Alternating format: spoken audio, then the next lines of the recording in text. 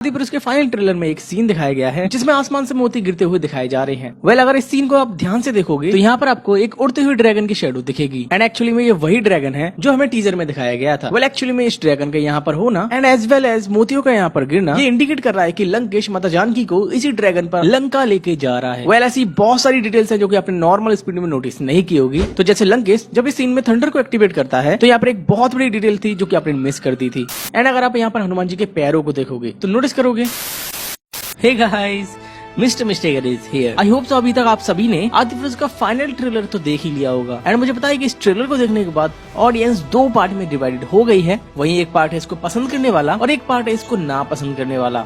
यहाँ पर अगर कमेंट बॉक्स को देखोगे तो यहाँ पर आधे लोग बोल रहे हैं गूज बम्प्स, तो आधे लोग इसे रामानंद सागर जी की रामायण से कंपेयर कर रहे हैं। एज यूजुअल मैंने इस फाइनल ट्रेलर को 0.25x की स्पीड से देखा एंड इसमें मैंने बहुत सारी डिटेल्स को कलेक्ट किया है जो की अच्छी और बुरी दोनों ही है। And I am damn sure इन्हें आपने नॉर्मल स्पीड में नोटिस नहीं किया होगा। तो हो सके इस वीडियो को एंड तक जरूर देखना, क्योंकि इस वीडियो में मैंने इस मूवी को लेकर कुछ अपने पॉइंट ऑफ व्यू रखे हैं एंड मेरे पॉइंट ऑफ व्यू को सुनने के बाद आप बताना कि आप इस बात को लेकर एग्री करते हो या नहीं। So without wasting any more time let get started. तो यहाँ पर राघव एक लाइन बोलते हैं, भारत की बेटी, भारत की किसी बेटी पर हाथ ओम राव से यहाँ पर एक मिस्टेक हो गई है, क्योंकि त्रेता युग में भारत को आर्यवर्त बोलते थे एंड एक्चुअली में भारत को आर्यवर्त 1250 तक बोला गया है एंड इसके बाद इसको प्रॉपर भारत बोला गया है। अब मैं यहाँ पर ये नहीं बोल रहा कि इन लोगों ने रिसर्च नहीं की है, मे बी यहाँ पर भारत शायद इसलिए बोला गया है ताकि न्यू जनरेशन की ऑडियंस इसको ज्यादा कनेक्ट कर पाए। क्योंकि अगर मैं बोलूँ आर्यवर्त की बेटी तो ये चीज यहाँ पर सही नहीं बैठ रही। आज की न्यू ऑडियंस कंफ्यूज हो जाएगी कि भाई ये क्या बोल दिया। मे बी इसीलिए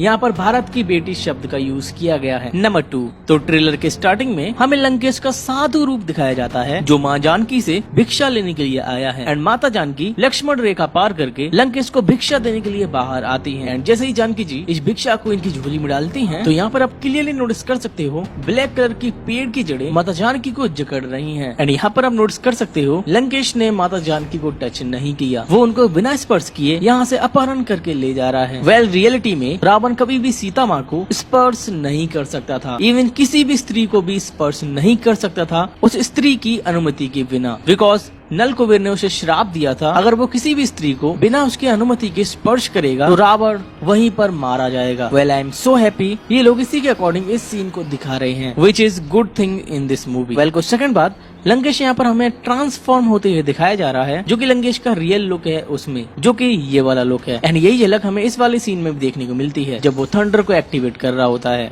इस थंडर वाले सीन की भी एक बहुत सही डिटेल है जो कि मैं आपको आगे बताऊंगा। नंबर 3, ये डिटेल 99% लोगों ने नोटिस नहीं की होगी एंड किसी भी यूट्यूबर ने अभी तक बताई भी नहीं होगी। जैसे इस सीन में हनुमान जी के पैरों को एक्चुअल में CGI के थ्रू दोबारा बनाए गए हैं, क्योंकि इनसे कुछ मिस्टेक हो गई थी जिसे इन्होंने बाद में करेक्ट किया है। जैसे इसका जब फर्स्ट टीजर आया था तो यहाँ पर आप क्लियरली देख सकते हो हनुमान जी ने सैंडल्स पहने थे एंड इसके बाद जब इसका ट्रेलर आया तो इसी सेम सीन में हनुमान जी के पैरों से सैंडल्स को रिमूव कर दिया गया था एंड मोस्ट प्रोबेबली मेकर्स ने हनुमान जी के पैरों को CGI से क्रिएट किया है। इसी से मिलती जुलती एक डिटेल बताता हूँ। जैसे DC की जस्टिस लीग में जब सुपरमैन के सीन्स को रिशूट करने के लिए हेनरी केविल को दोबारा बुलाया गया था तो उस टाइम उनकी दाढ़ी मूछ काफी बढ़ चुकी थी, क्योंकि उस time mission impossible fall out की शूटिंग में वो बिजी थे और उसमें उन्हें दाढ़ी और मूछों के साथ ही दिखना था, तो जाहिर सी बात है वो मूछों को तो नहीं कटवाते।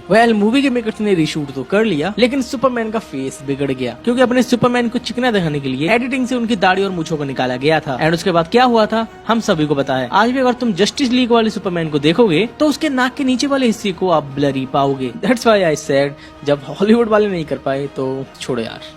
यहाँ से हनुमान जी के पैरों से सैंडल्स को रिमूव नहीं किया गया बल्कि इनके पैरों को ही CGI से बना दिया, विच इज गुड, क्योंकि अगर ये सैंडल्स को ओनली रिमूव करते तो कुछ ना कुछ सबूत तो छोड़ ही जाते। नंबर 4, इसके जब फर्स्ट ट्रेलर आया था तो उसके इस वाले सीन में हनुमान जी किसी क्रिएचर से फाइट कर रहे थे। एक्चुअली में सेकंड ट्रेलर के इस वाले सीन को अगर आप स्लोमो में देखोगे तो यहाँ पर आप क्लियरली नोटिस कर सकते हो ये एक ड्रैगन था एंड मुझे लगता है ये चीज बहुत सही दिखाई जा रही है, क्योंकि उस टाइम डिफरेंट टाइप के क्रिएचर्स एंड ड्रैगन्स भी एग्जिस्ट करते थे। लिटरली गाइस इस फाइट वाले सीन में बहुत मजे आएंगे अगर इनका VFX एंड CGI सही रहा तो। आई होप सो हमें थिएटर में और अच्छा एक्सपीरियंस मिले। नंबर 5, इस सीन में आप माता जानकी के गले में एक मोतियों की माला को नोटिस करोगे एंड इन्हीं को जब अशोक वाटिका में दिखाया जाता है तो यहाँ पर आप नोटिस करोगे वो माला मिसिंग थी। वेल एक्चुअली में इस माला में जो मोती थे वो इस वानर के हाथ में हमें देखने को मिले थे and this is purely indicate माता जानकी इसी माला से मोतियों को निकाल कर पूरे रास्ते में फेंकती हुई जाएंगी, just for indication. Number 6, literally guys जब ट्रेलर में ये वाला सीन आया था तो मुझे थोड़ी देर के लिए ऐसा लगा था कि शायद मेरी डिस्प्ले में कोई प्रॉब्लम आ गई है, इसलिए मुझे ये सीन ऐसा दिखाई दे रहा है। लाइक वानर सेना बहुत ही ज्यादा ब्लरी एंड व्हाइट दिखाई दे रही थी एंड राघव बिल्कुल क्लियर। मैंने इस सीन को डिफरेंट डिवाइस पे प्ले किया तो मुझे सेम ही रिजल्ट देखने को मिला। इट मींस ये चीज सही नहीं है गाइस। सही में गाइस ये चीज डिसअपॉइंट तो करती ही है। ऑलमोस्ट 250 करोड़ से ज्यादा इसके VFX पर खर्च किए गए हैं एंड ये 250 करोड़ वाली चीज तो नहीं दिख रही। एंड सही में अगर ये फैक्ट वानर सेना को छिपाने के लिए लगाया गया है तो ये फैक्ट ओवरऑल मूवी में काम तो नहीं करने वाला। वेल आई होप सो ये दाल में काला कंकड़ी हो। अगर पूरी दाल निकाली है तो फिर तो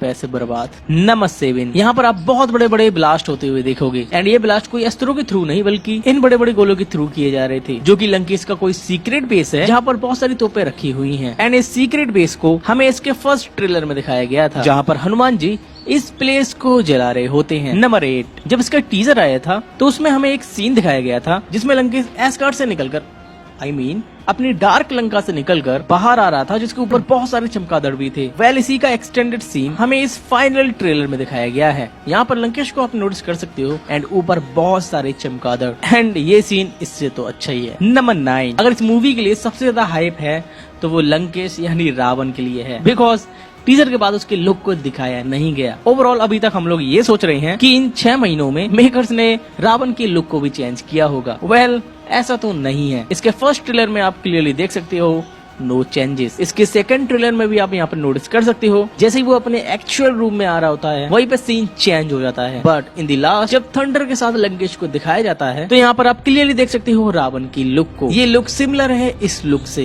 and this is the reason इन्होंने रावण की लुक को दिखाया ही नहीं। अब देखो मैं और भी यूट्यूबर्स को बोलना चाहूंगा क्योंकि अब कितना ही ट्रोल करोगे उससे होगा ही क्या। अब जो बन चुका है उसी को एंजॉय करो विजुअली। वेल यहाँ पर सबसे अमेजिंग चीज मुझे लगी कि लंकेश को हमें इस अवतार में दिखाया जा रहा है, थंडर के साथ। एंड नो डाउट ये थंडर वाला सीन अपने तूफान के देवता थॉर के इस एंट्री वाली सीन से इंस्पायर्ड है। क्योंकि अगर मैं इस सीन को स्लोमो में तुम्हें दिखाऊं तो यहाँ पर आप नोटिस कर सकते हो यहाँ के आसपास की वानर सेना को बिजली के झटके दूर फेंक रहे थे। वेल कुछ भी हो सही में ये सीन जान डाल देगा मूवी में। वेल अगर यहाँ पर कॉपी एंड इंस्पिरेशन की बात कर ही रहे हैं तो फिर इस वाले सीन को कैसे भूल सकते हो। वेल ये सीन भी हमने पहले कहीं देखा है, मैन ऑफ स्टील में।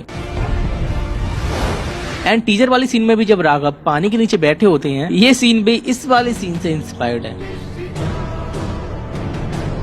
एंड मुझे बताओ कि इस मूवी का नाम क्या था। वेल मैं बोलना चाहूंगा कि इंस्पिरेशन लेना कोई बुरी बात नहीं है, बल्कि कभी कभी वो चीजें काम भी कर जाती हैं। अब डीसी एंड मार्वल के सुपर हीरो कैरेक्टर्स को ही देख लो, उनकी पावर्स में कहीं ना कहीं आपको हिंदू देवी देवताओं की झलक जरूर दिखेगी। एंड अगर इस बात से एग्री हो तो ही वीडियो को लाइक करना वरना डिसलाइक कर देना। नंबर 10, इस सीन में जो राघव का धनुष दिखाया जा रहा है वो एक्चुअली में उनका सेकंड वेपन भी बन जाता है क्योंकि इनके ऊपर कुछ शार्प ब्लेड्स भी लगे हैं। एंड यहाँ पर आप राघव को इसका यूज करते हुए देख सकते हो। So these were the details that I noticed at 0.25x speed. Now let me tell you मेरा इस मूवी को लेकर पॉइंट ऑफ व्यू क्या है। देखो मूवी बनकर रेडी हो चुकी है, VFX CGI सबका काम कंप्लीट है। हाँ थोड़ी बहुत कमियां हैं वो हर एक मूवी में रह जाती है एंड तक। लाइक मार्वल एंड डीसी की कोई भी मूवी हो उसमें VFX एंड CGI को लेकर मूवी की रिलीजिंग तक काम चलता है। ये चीज हर एक मूवी में कॉमन हो जाती है। वेल अब काम हमें ये करना है कि इस मूवी को विजुअली एंजॉय करो। बस हो सकता है रिलीजिंग तक ये अपने ओवरऑल VFX एंड CGI को सुधार ले एंड थिएटर में ये मूवी हमें विजुअली बहुत अच्छी लगी। हाँ लेकिन मैं इस बात से एग्री करता हूँ ये लोग कितना भी बजट बढ़ा ले इनके कैरेक्टर डिजाइन को कभी भी सही नहीं कर पाएंगे। बस इसी बात से